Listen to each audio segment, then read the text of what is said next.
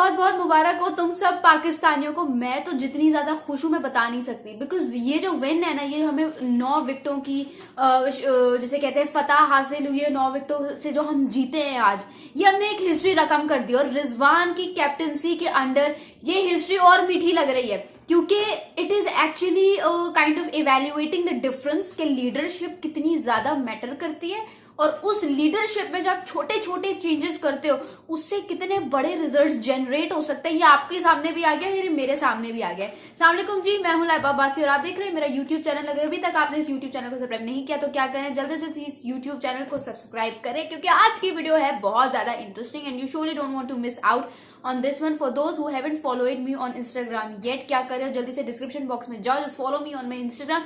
And क्योंकि वहां पे मैं लेटेस्ट अपडेट्स देती रहती हूँ about what I am actually feeling about the game, because obviously you can't record video for each and everything, right? तो let's start of with today's video. यार मैं क्यों कह रही थी कि ये वाली जीत जो है ये बहुत ज्यादा जरूरी है। सेकंड ओडीआई पाकिस्तान के लिए जीतना बहुत ज्यादा जरूरी था। ये मैं आपको थोड़ा सा आगे बताती चलूंगी, थोड़ा सा थंबनेल के टाइटल से आपको अंदाजा हो गया होगा। लेकिन आज जिस तरह से हम जीते हैं आज का match, you know kind of लगा कि प्रॉपर एक टीम खेल रही है। इसमें आपने देखा साई मयूब, इतना स्मूथ स्ट्रोक प्ले ब्रो, क्या खा के आए हो। It was his first ODI 50, but लड़के ने जिस तरह से एक टेम्पलेट बनाया हुआ था, एक एक चीज, मतलब he so young, like come on, he is the youngest in the current lot. लेकिन जिस तरह से उस बंदे ने खेला है, एग्जीक्यूट किया है अपनी इनिंग्स को एक इतने प्रेशर सिचुएशन में, कि उसको पता है कि यार I haven't been performing for quite a long period of time now. ठीक है, एक अच्छा खासा लंबा अरसा गुजर गया कि साई मयूब परफॉर्म नहीं कर रहा। उस टाइम पीरियड में आकर इस तरह की इनिंग्स खेल लेना वो बहुत जबरदस्त है। मतलब आप अगर देखो 82 ऑफ 71 बॉल उसने किया, 6 छक्के 5 चौके।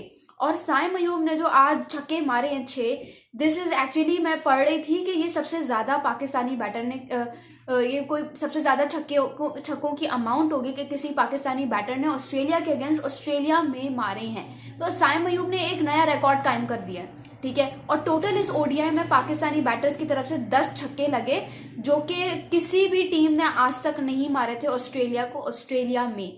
ये भी हमने एक हिस्ट्री रकम कर दी है।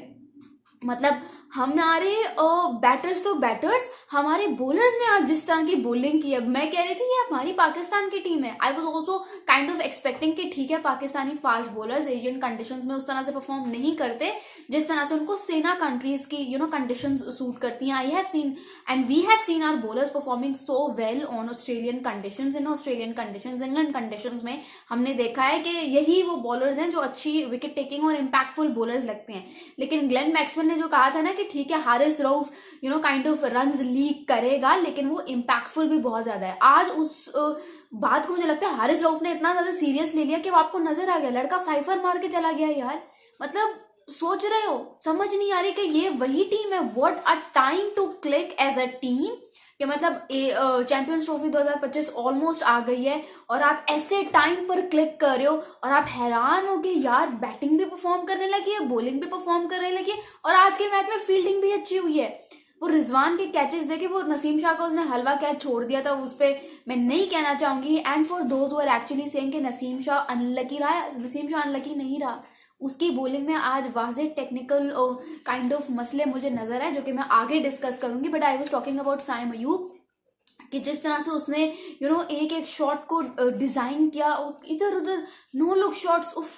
मतलब जो लोग उसके नो लुक पे मीम्स बनाते थे, आज वही उसको इतना अप्रिशिएट कर रहे थे कि यार Australian main trio, Pat Cummins, Josh Hazlewood, Mitchell Starc, इन तीनों को ऑस्ट्रेलिया में बीट कैसे रहा है। आप ये देखो कि मतलब साई मयूब कैसे क्लासिकल, यहाँ मारा है, वहां मारा है, उधर मारा है, इधर मारा है, देख ही नहीं रहा लड़का, बस अपनी गेम में अपनी उसमें मगन है। तो जबरदस्त साई मयूब। अब्दुल्ला शफीक की बात करो, उसने कितनी स्मूथ 50 स्कोर की है 57 बॉल्स पे, ठीक है। उसने चौके भी लगाए, छक्के भी लगाए, 4 चौके 3 छक्के लगाए, 92 के स्ट्राइक रेट से खेला है लड़का।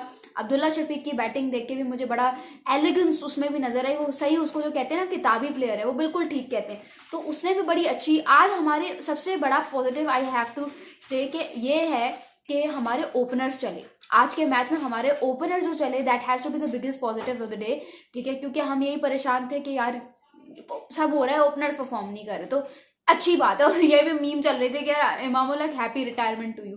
तो ये सारा सीन है। जिस तरह से बाबर आजम ने वो आखिरी छक्का मार के गेम फिनिश किया, आई मीन एक ऐसा लगा पूरा टेम्पलेट कवर अप हो गया, ऐसा लगा मुझे। उसके बाद मैं बात करना चाहूंगी हारिस रऊफ पे। हारिस रऊफ को जो हर कोई क्रिटिसाइज कर रहा था, देखो मैंने हारिस रऊफ को क्रिटिसाइज किया, ठीक है, लेकिन I have always told you guys कि I have always been limited to constructive criticism. किसी के भी ऊपर मैं उस लेवल का क्रिटिसिज्म नहीं करती जो लोग आजकल कर रहे होते हैं, ठीक है, just for the sake of some views in etc मैं ये नहीं करती। इस रऊफ का मैंने मसला बताया था कि वो बंदा काइंड ऑफ एशियन कंडीशंस के लिए नहीं बना, ठीक है, वो सेना कंडीशंस के लिए बना है। आप उसको अगर उसकी बॉलिंग बाहर उठा के देखो, so is exceptional with his bowling and is extremely impactful.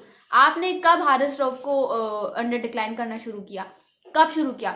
जब वो 2023 के वर्ल्ड कप में परफॉर्म नहीं करा था। और 2023 का वर्ल्ड कप कब था, कहाँ था? एशियन कंडीशंस में, वहां पे उससे रन लीक हो रहे थे। लेकिन यहाँ पर उसकी बॉलिंग उठा के देखो। हारिस रऊफ के लिए बहुत एक लफ्ज कहना चाहूंगी कि your apology should be as loud as your disrespect was.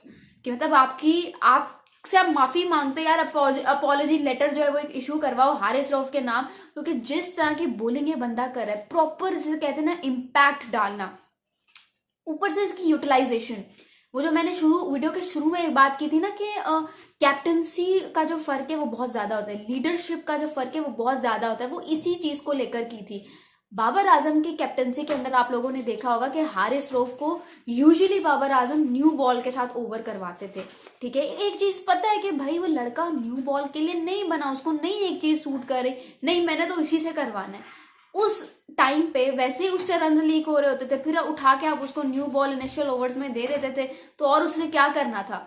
जिस तरह से इंट्रोडक्शन मोहम्मद रिजवान ने हारिस रऊफ का करवाया है, that has been something phenomenal. इसीलिए मैं बात कर रही हूँ कि मोहम्मद रिजवान की लीडरशिप इतनी ज्यादा इम्पैक्टफुल क्यों साबित हो रही है। बॉलर्स तो वही है, बैट्समैन भी वही है, टीम तो वही है, टीम चेंज नहीं हुई, प्लेइंग 11 वही है। It's just the change of the leadership. Mohammad Rizwan के बॉलिंग चेंजेस उठा के देख लो, मोहम्मद रिजवान की फील्ड रिप्लेसमेंट उठा के देख लो, रिव्यू करने की टाइमिंग उठा के देख लो, सब टॉप नॉच है, सब टॉप नॉच है। आप देख लो दोनों गेम्स में, पहला ओडिया उठा के देख लो, दूसरा ओडिया उठा के देख लो, सिर्फ लड़के ने 4 फास्ट बॉलर से बॉलिंग करवाई। शाहीन शाह अफरीदी, नसीम शाह, हारिस रऊफ और मोहम्मद हसनैन, सिर्फ 4 रेगुलर और स्पेशलिस्ट फास्ट बॉलर्स को यूटिलाइज कर रहा है। आज के ओवर में साइम अयूब से ना होने के बराबर ओवर्स करवाए, 3-4 बस। तो उसको पता है कि उसने अपने फास्ट बॉलर्स को किस तरह से कब कब यूटिलाइज करना है, उनको इस तरह से यूटिलाइज कर रहा है कि थके भी ना। पहले ओडिया में मैंने इस बात की तारीफ की थी कि यार इसका माइंडसेट इस तरह से कि मैंने ऑपोजिशन को पूरे 50 ओवर्स नहीं खेलने देते। बाबर आजम कहाँ पे गलती करते थे, वो ये करते थे कि उनको चाहे जितना भी टारगेट हो, उनको बस यही होता था कि नहीं यार ऑपोजिशन तो पूरे 50 ओवर्स खेलेगी, so he used to keep his fast bowlers saved for the rest of the overs. आखिरी शाहीन के 5 ओवर्स आखिर में रखने हैं लाजमी। स्पेशलिस्ट फास्ट बॉलर को अभी नहीं लगाऊंगा, अभी लगा दूंगा तो उसके तो सारे ओवर्स ही निकल जाएंगे, फिर मैं एंड में क्या करूंगा। एंड की मत सोचो, गो फॉर द किल, जैसे मोहम्मद रिजवान किल के लिए जा रहे हैं। उसको पता है यार, उसने पहले ओडिया में भी यही किया था, दूसरे ओडिया में भी यही किया, गो फॉर द किल वाला ऑप्शन। पहले ओडिया में हमारे फास्ट बॉलर्स को कितनी कुट पड़ रही थी, शुरू के ओवर्स में कितनी कुट पड़ रही थी, लेकिन उसको पता था कि कैसे उसने अपने प्लान के साथ स्टिक होकर रहना है। और वो प्लान जब वो स्टिक होकर रहते तो वो चीज उसको बाद में प्रॉपर डबल कैश होके मिलती है, जो दूसरे ओडिया में आपने देख लिया। 25 ओवर से पहले पहले हमने गेम निपटा दिया, हमने चेस कर डाला, just for the loss of 1 wicket हमने मैच जीत लिया।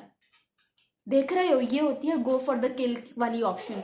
एट लाडे में ये मैच खेला जा रहा था, एवरेज स्कोर जो इधर है वो है 260 का, 260। और हमने Australian batsman, great batsman, top 6 batsman उठा कर देख लो, एक से एक बैट्समैन है, हमने उनके टॉप 6 तो अंडर 150 आउट कर दिए थे। टॉप 6 हमने उनके 150 के अंडर ही आउट कर दिए थे। बाकी उन्होंने टारगेट 164 का सेट किया, 35 ओवर सिर्फ टिक पाए। और कैसे टिक पाए आपको भी पता है, पहले ओडीआई में भी हम ऑलमोस्ट मैच जीत गए थे, वो तो पता नहीं पैट कमिंस कहाँ से आ गए, और obviously pressure is a word unknown to him, तो उसने मैच निकाल के ले गया। लेकिन आपको पता है कि हम पहला ओडीआई जीत गए थे। अब लेट्स सी क्या होता है, डिसाइडर है, बहुत इंपॉर्टेंट होने वाला है, पर्थ में खेला जाएगा।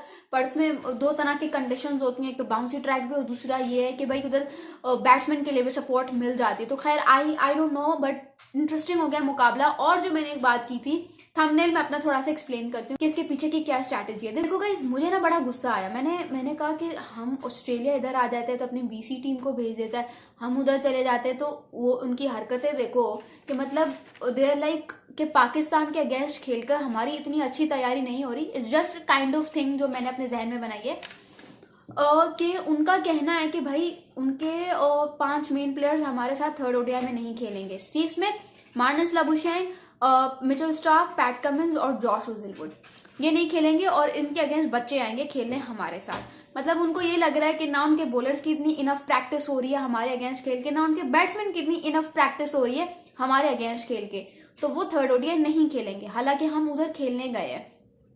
अब यहाँ पे एक बात करना चाहूंगी कि वो क्यों नहीं खेल रहे, because they want to kind of rest their main players. BGT के लिए तैयारी करना चाहते हैं जो कि इंडिया के अगेंस्ट है, तो इसीलिए हम नहीं खेल रहे।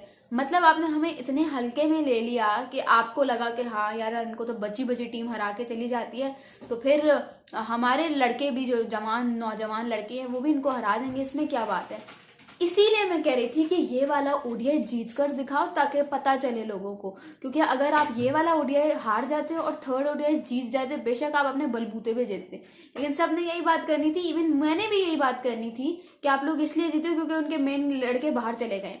अब एटलीस्ट सबको होगा तो सही कि किस फाइट बैक और किस मेंटेलिटी के साथ ये लोग मैचेस जीत रहे हैं, ये एटलीस्ट होगा तो सही। तो मैंने उस चीज को मद्देनजर रखते हुए मैंने ये बात की है कि this win is very important and this win was actually very very important. Pakistan की फेवर में ये विन आना बहुत इंपॉर्टेंट है। शुक्र है पाकिस्तान क्रिकेट बोर्ड ने कोई तो अच्छा स्टेप लिया मोहम्मद रिजवान को कप्तान बना के, and the new Mohammad Rizwan era begins which I am obviously very excited for. Hasnain को देख लो, आप लोग कह रहे होगे कि यार हसनैन भी इस तरह से हो रहा है उस तरह से हो रहा है, हसनैन की बॉलिंग भी आज के मैच में खासा अच्छी रही है। ये जो मोहम्मद रिजवान की आदत है ना नेगोशिएशन करने की, रिपीटेडली बॉलर्स के साथ जाके बातचीत करने की, यही बॉलर को एक स्पेशलिस्ट बॉलर बनाती है, बेशक वो किसी खाते में ना हो। मोहम्मद हसनैन ने आज 2 दफा तो स्मिथ को मार दिया था, और उसके अलावा ये जो आप कह रहे हो कि 164 रन भी ज्यादा बन गए, नहीं बने ज्यादा, ये बिल्कुल ठीक है यार। एवरेज स्कोर उठा के देखो 260 का है। और आप ये एक और फैक्टर भी आता है ना कि इसमें हमने अभी 3-4 कैचेस तो ड्रॉप किए हैं, पता नहीं 2-3 या 3-4 आई डोंट नो, बट इतने कैचेस तो हमने ड्रॉप किए हैं। तो एक मोहम्मद रिजवान ने ड्रॉप किया था, एक साइम ने ड्रॉप किया था, एक पता नहीं मैं भूल गई हूँ, बट ये है कि हमें एक मिल गया है, हमें बस एक मोमेंटम चाहिए था, वो मोमेंटम हमें मिल गया। अब हम एक बिल्कुल साफ सुथरे रास्ते पे हैं और हमें समझ आ गई कि हमें क्या करना है। वहां पे इंडिया प्रेशर में है, अब इंडिया को थोड़ा साई ऑफ रिलीफ मिलेगा कि मतलब ऑस्ट्रेलिया शुक्र है, मतलब अगर ऑस्ट्रेलिया को पाकिस्तान हरा रहा है तो फिर देख लो कि हम भी हरा सकते हैं। तो इंडिया वालों तुम लोगों के लिए भी एक साई ऑफ रिलीफ है कि तुम लोग भी अब सुकून का सांस ले सकते हो। खैर मुझे तो ये सीरीज देखने का बहुत मजा आ रहा है, and top notch broadcasting quality है भाई ऑस्ट्रेलिया की। ब्रॉडकास्टिंग वैसे बॉस बहुत ज्यादा मैटर करती है, बहुत ज्यादा। तुम लोगों को क्या लगता है मुझे कमेंट्स में जरूर बताना। खैर आज की वीडियो में इतना ही। वीडियो पसंद आए तो लाइक जरूर कर देना और मुझे इंस्टाग्राम पे जरूर फॉलो कर देना। Thank you so much. This is लाइवा वासी साइनिंग ऑफ।